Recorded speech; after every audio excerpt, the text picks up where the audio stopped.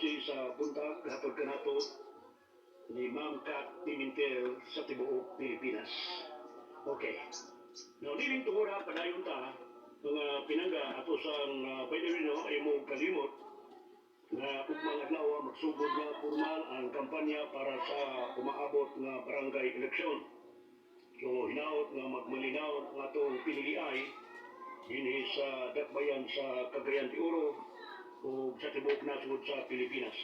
Noon na ay mga designated color, katong green, na ay green, na ay orange, na ay yellow bakato.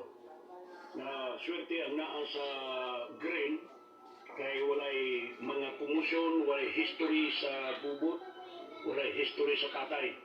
Gawas lamang sa red color sa mapananglitan sa Autonomous Region for Muslim Mindanao na dunay dili mo minus mga isuon 300 ka mga barangay ang gitutukan sa kapulisan o sa COMELEC mga pinangat.